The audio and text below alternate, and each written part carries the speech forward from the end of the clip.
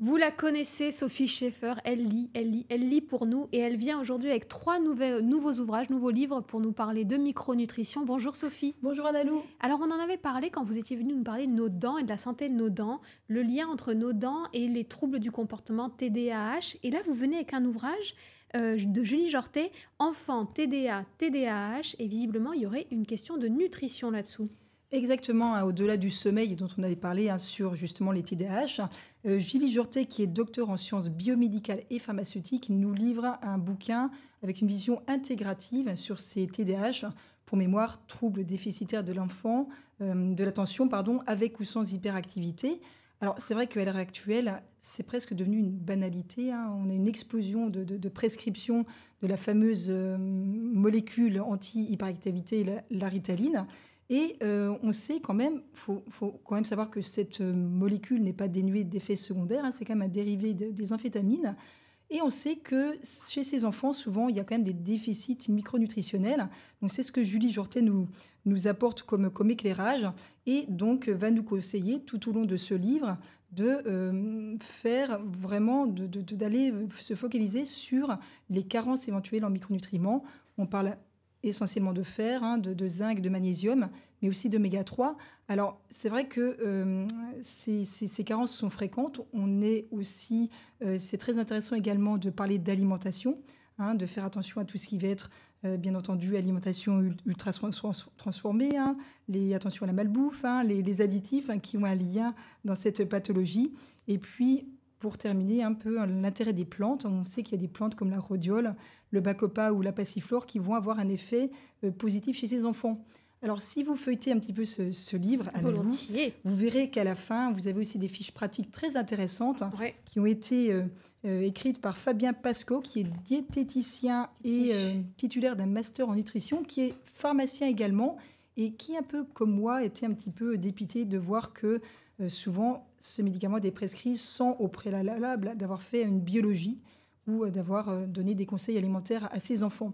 Donc un bouquin qui est vraiment bien synthétisé et qui apporte un autre regard. J'ai jamais dit qu'il fallait jamais que le médicament n'était pas utile dans certains cas, mais au préalable, peut-être qu'un certain nombre de choses peuvent être faites pour aider ces enfants. Donc ça veut dire que, pour bien comprendre, on peut essayer déjà d'investir cette piste nutritionnelle quand on a un enfant qui a un trouble de l'attention.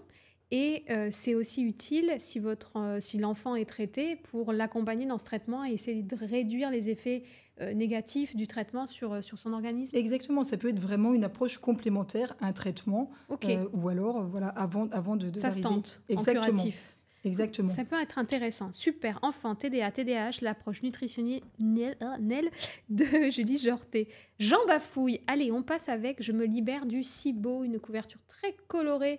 C'est quoi le SIBO, Sophie? Alors le SIBO, hein, comme le décrit l'auteur Krotum Konaté, Krotum Konaté. qui est nutrithérapeute, hein, le SIBO, alors en anglais c'est Small Intestinal Bacterial Overgrowth, alors en français, littéralement c'est une pullulation bactérienne dans l'intestin grêle. Alors il faut savoir, Annalou, que normalement au niveau de l'intestin grêle, qui est le petit intestin, vous avez très peu de bactéries, hein, 100 000 fois moins que dans le côlon, Ok. puisque c'est une zone d'absorption.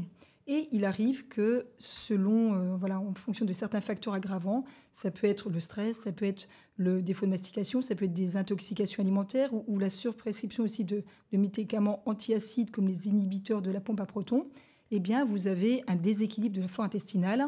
Et du coup, cette flore bactérienne va croître au niveau de l'intestin et provoquer des gaz, des remontées acides, Le SIBO, le comme on SIBO, l'appelle. exactement, Oui. avec également des troubles plus à distance, de fatigue.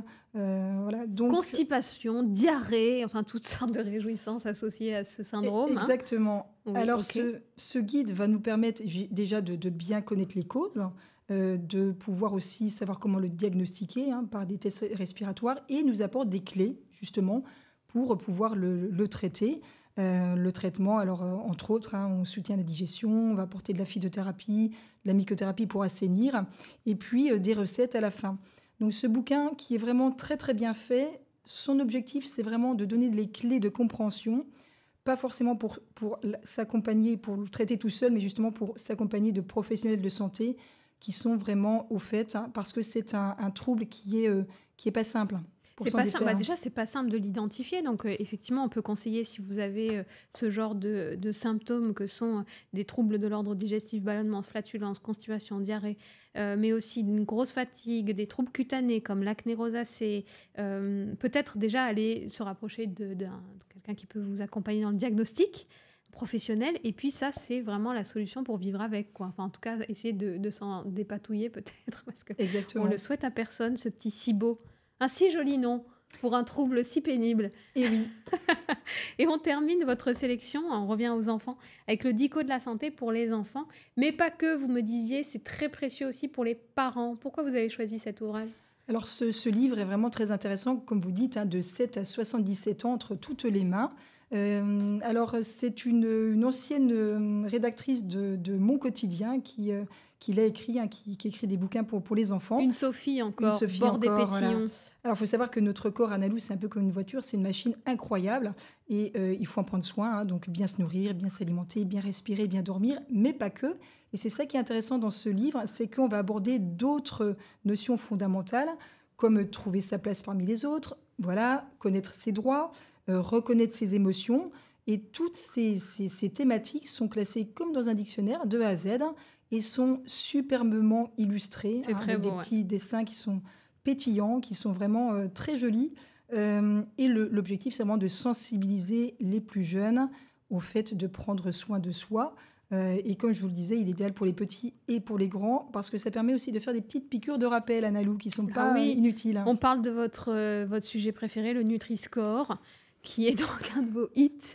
Non, mais il y a vraiment Par plein de exemple. choses. Et c'est très, très beau. Je vous le recommande aussi pour l'avoir feuilleté depuis qu'il est arrivé dans la rédaction.